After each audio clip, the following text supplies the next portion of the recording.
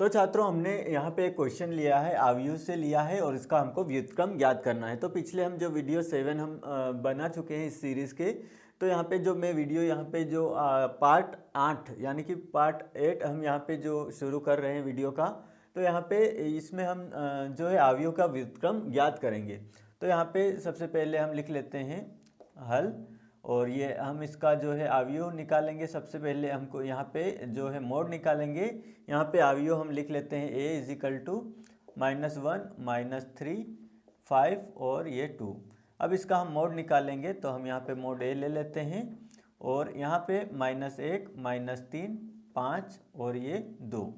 तो इसमें जो है मोड निकालना बहुत आसान है। यहाँ पे -1 × 2 हो जाएगा, और ये माइनस लगाया हमने, और ये 5 का मल्टीप्लाई 3 में हो जाएगा। तो 5 मल्टीप्लाई -3, तो यहाँ पे हो जाएगा 2 1 2 एकम 2, तो ये हो जाएगा -2, और ये -5 3 15। तो यहाँ पे जो है 15 माइनस का रहेगा।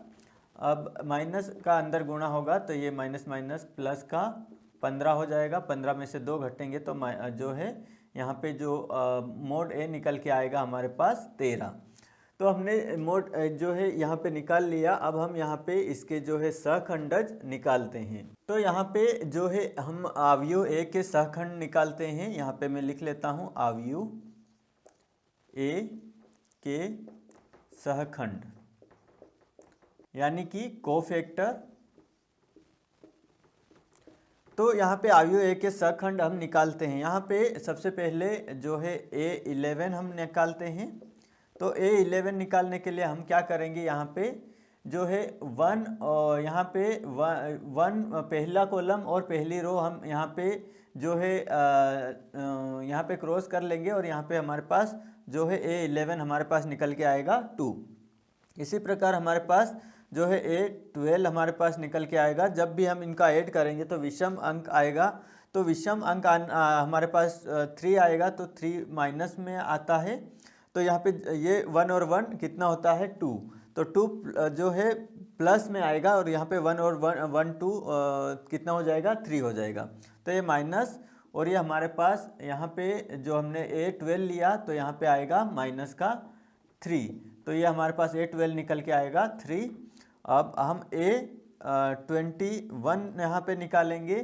तो A21 हमारे पास यहाँ पे क्या निकल के आएगा, ये हमने ली दूसरी पंक्ति और पहला कॉलम। तो ये हमारे पास ये और ये जो है इसको हम नहीं लेंगे, तो हमारे पास आएगा यहाँ पे माइनस, यहाँ पे भी लगेगा क्योंकि 2 और 1 3 होता है, 3 एक विषम है। तो यहाँ पे -1 हो जाएगा। तो -1 हमने लिया यहाँ पे माइनस, और यहाँ पे 5 हमने लिख लिया। तो ये हमारे पास निकल के आएगा -5। इसी प्रकार यहाँ पे A22 हमारे पास जो है ये 2 लेंगे, तो ये और ये जो है पहले ये कॉलम और ये रो कट जाएगी, तो हमारे पास जो है निकल के आएगा -1।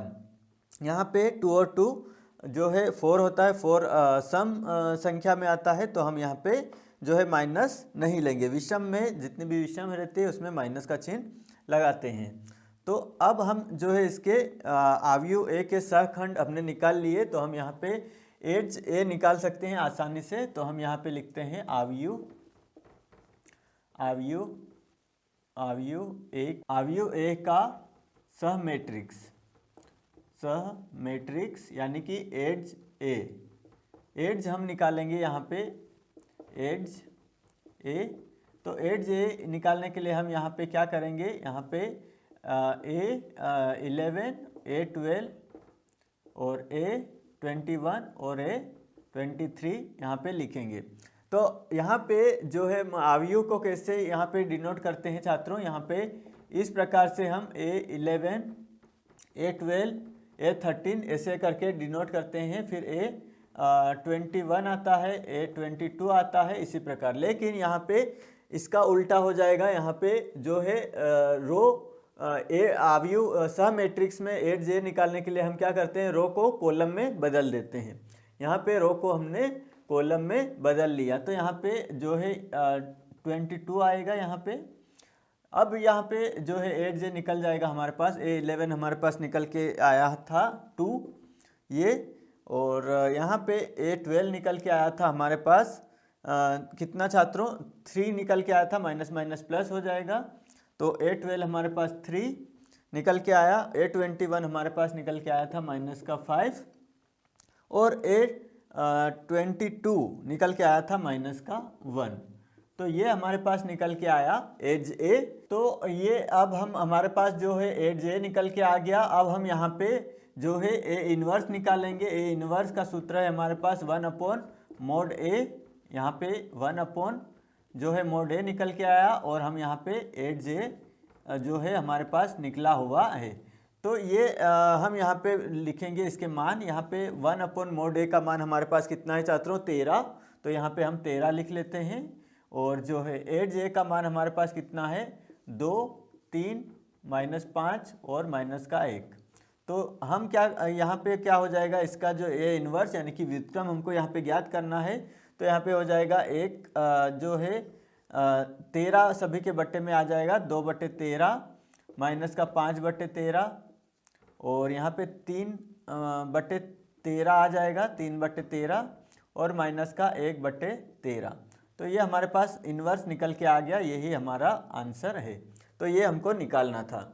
तो छात्रों हमने इस वीडियो में जो है व्युत्क्रम अवयव का व्युत्क्रम निकालना सीखा। आशा है छात्रों आपको जो व्युत्क्रम निकालना जो है अच्छे तरीके से समझ में आ चुका होगा। तो मिलते हैं छात्रों नेक्स्ट वीडियो में जो है पार्ट 9 लेके। तब तक के लिए आप सभी छात्रों को धन्यवाद।